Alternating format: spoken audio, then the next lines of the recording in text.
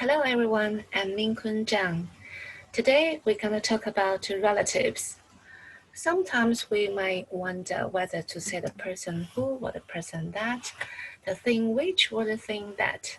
Today we're going to have a look at what are the relative pronouns and relative adverbs and how to use them. And then we're going to discuss defining and non-defining relative clauses. And at the end, we're going to discuss reduced relative clauses. A relative pronoun is used after a noun to make it clear which person or thing we are talking about. We use relative pronouns to introduce relative clauses, and relative clauses tell us more about people and things. For people, we use who, whom, whose, and that, and for things, we use which, whose, and that. For example, this is the picture from the first chapter of the very first book of Harry Potter. The title is The Boy Who Lived. It's not a complete sentence. Actually, it has two meanings. The boy is Harry Potter, the boy lived. And we can use relative pronouns to connect these two meanings together. The boy who lived is Harry Potter. The boy that lived is Harry Potter. The boy whose name is Harry Potter lived. But sometimes we get confused about when to use who and when to use whom. The basic idea is that who is the subject form and whom is the object form. For example, Harry Potter is the boy who loved me. Harry Potter is the boy whom I loved. Harry Potter is the boy who I loved. All of these forms are okay.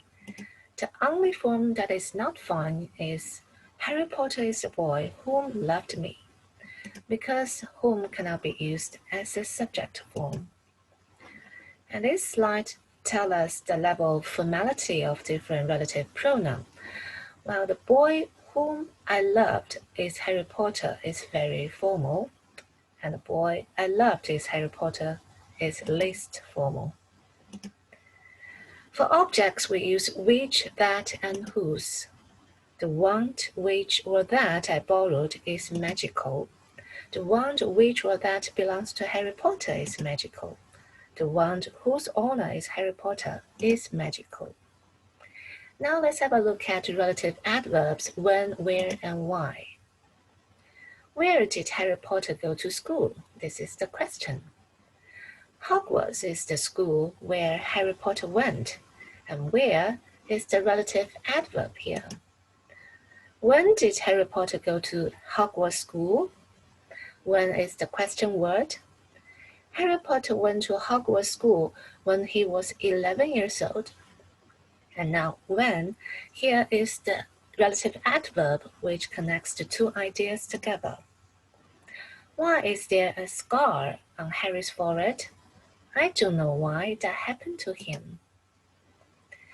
Now, let's move on to defining and non-defining relative clauses. Defining relative clauses are for giving information that is important to define or identify the person or thing we are talking about. And non-defining relative clauses are for information that is unnecessary or extra. Remember, non-defining relative clauses always use commas. Let's take Roger, my son, and Emma, my daughter, as example. Roger says, my sister, who is 10 years old, loves playing piano. This is non-defining relative clauses. In this case, Roger has only one sister. She's 10 years old, and she loves playing piano. Defining relative clauses, let's see the difference.